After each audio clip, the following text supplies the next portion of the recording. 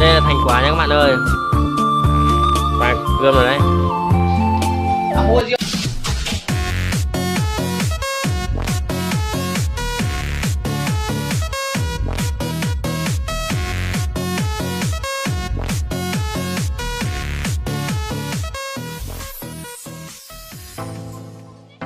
Đây là siêu phẩm bắt gà của bạn Phương nhá.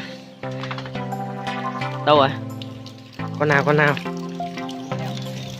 Đây này Đức ơi, mưa lắm. Đây đây. Cười lên cười lên. À đứng chỗ này được. Đứng chỗ này ôi lại cho tàu lá chuối như này to đi. Đây nha. Đây là siêu phẩm nha.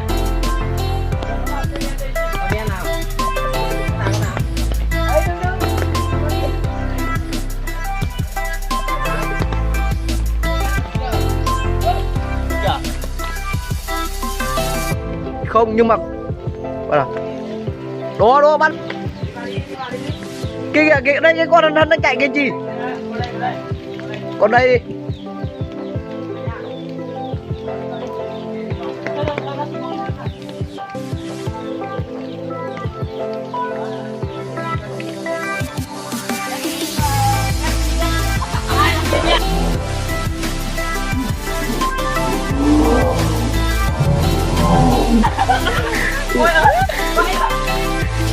Anh em ơi, vừa bắt xong con gà anh em ơi, mệt quá.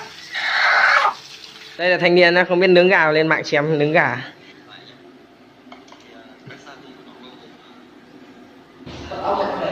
Em đang đi mua gia vị thì ấn ra nhiệm vụ mình đi vào lông gà đấy. Thôi nhiệm vụ có cả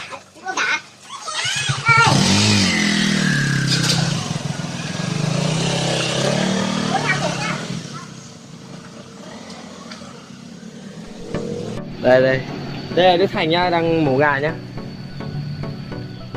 Đây là các gia vị đây. Đây bạn Đức nhá, đang ướp gà.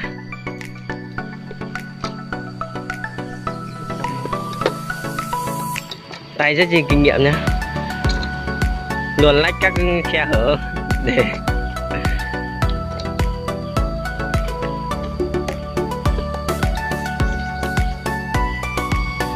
đây là thành quả nhé các bạn ơi, vừa làm xong đây. Trời ơi. Ô nhưng mà cái cánh này sao đấy? Không biết nhiều.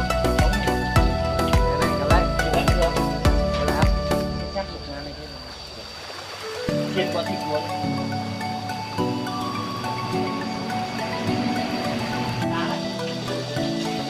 Điên tuổi béo rồi, ném than trong. Cô phải đập nhỏ lại à? Có chứ? Gì? Không đập cái mấy cái nhỏ nhỏ trước. Không đập đâu. Nó tí là nó ngấm vào trong là nó tự nhỏ ra, nhưng mà tô phải đâu. Đợt trước tao làm tao cũng không phải đập.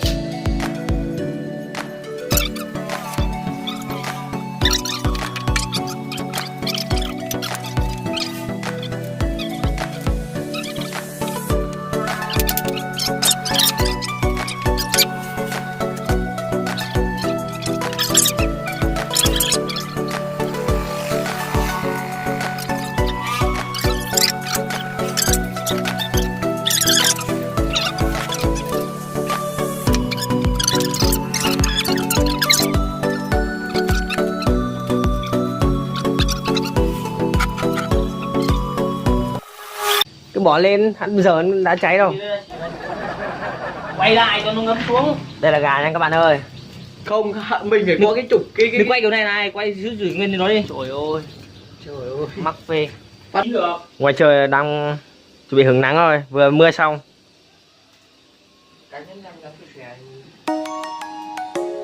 Hai thằng mặt giặc đây đang nướng gà. Lùa mãi mới được đấy.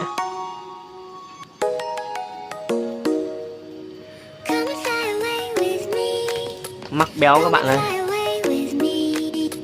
Đây con gà này còn béo hơn. Ui. Đây là Thanh Ninh rất thích khoe khoang nên là lúc nào làm gì ăn cũng phải phát trực tiếp ấy. Chịu được. Đây là con gà chuẩn bị cất cánh. Đây đầu bếp chính ấy. cho một đầu đã. Hai thanh niên không biết cái gì vẫn cứ cãi nhau rồi, làm như kiểu mình biết lắm nhưng mà không biết cái gì đâu mà. Đây là một thanh niên đang đi đón địa.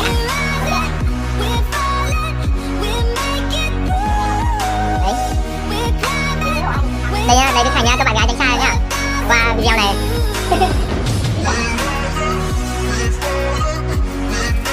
Kia đi con gái rồi, chỉ còn 2 anh em thôi. Quá khổ. Bạn đó thì mẹ đi gái của anh em. Tránh xa đấy các bạn nhá. Đây gà chuẩn bị sắp xong rồi. Mình nướng nhanh lắm, chỉ khoảng 3-4 tiếng là được ăn thôi. Gà nướng nhanh lắm. Đây đầu bếp chính đây, 3-4 tiếng thôi. Đặt sẵn lông gà rồi, giờ về chỉ cần ngồi nướng thôi mà. Trời ơi, con lông gà sẽ vàng rồi nhá. Đấy, vàng ươm rồi. Tí nữa chỉ cần quét thêm một lớp mật ong nữa thôi là được. Hay đổ mẹ mua cái gia vị đâu quét luôn kìa. Vàng rồi. Đây là nướng gà siêu cay nha, tí nữa chấm với ớt nhiều cay gọi là gà siêu cay nha. Đây cái gà nha, ôi ớt đỏ lòm các bạn ơi. Đây thanh niên gì chứ? Thanh niên hàm lồn nhẫn đông. Ớt đỏ lòm nhá. Đây con gà siêu cay. Con gà vàng rồi nhá các bạn ơi. Vàng ươm này này. Mỡ không là mỡ. Con gà này, con gà không tập gym nên là mỡ nhiều lắm. Sắp thành công rồi. Cuối cùng là 4 tiếng sau bạn Phương cũng đã nấu nướng thành công. Mà nó, chân nó với cái đùi nó vẫn chưa chín. Nhất là cái đầu, xa quá không chín được. Quay. Vàng ươm này nhá. Đâu bên đây chưa? Đây. Món gà siêu cay nhá. Sẽ thơm lừng quệt dầu ăn quá.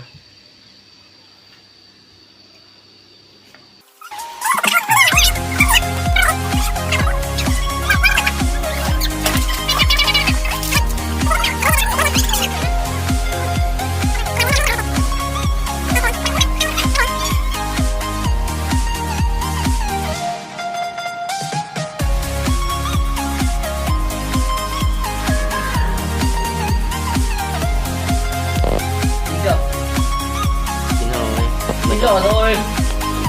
Từ từ nó không sôi tí nào. Cái như chặt ra hay để cả con xé được.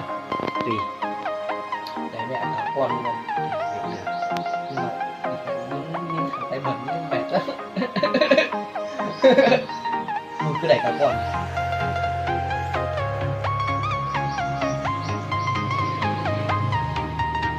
Em quét mật ong.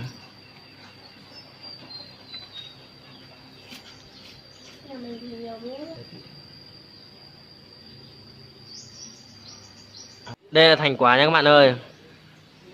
Và gươm rồi đấy. À mua rượu ở đâu? Trời ơi.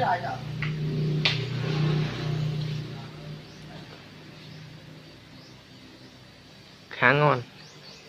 Đây là thành quả nha các bạn ơi. Quay xịt lại đây. Quay xịt lại đây. Thử trước nha. Nóng lắm các bạn. Đây nha.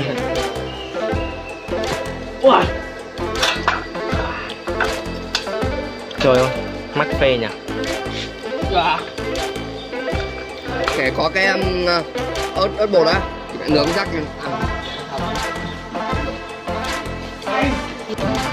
và cái Thành uống ca bia chay. Không, tao về tao lấy ra anh cho tao uống tiếp, uống nửa luôn. Không phải hôm qua tao đang uống thằng Lợi đi nhưng mà thằng Lợi kéo đi. Nhưng mà tao đánh cái đâu nghe rồi. Đấy. Không còn cái gì đâu. Thôi kéo chơi đi mẹ. Đó, không có thịt là cho em liền. Tao có dạy chưa? Có. Không được đâu, nhiều được đâu. Tao không còn gì. Ra chết gì cả. Hay rồi, xin chào tất cả các bạn. Bá chủ vui anh nhỉ? Tao là bá chủ vui gì? Biết còn chụp áo không không? Em 30 cầm đây. Chả rồi, Mị nói chả. Tao Mị xác định không ra rồi gần. Này tao này vì tao ra ngoài đó hiểu cái đéo gì cũng là tao. Đéo gì cũng là tao. Cái đéo gì cũng là tao. Gọi nữa. Mẹ em ra thương tao cái gì mà biết gọi.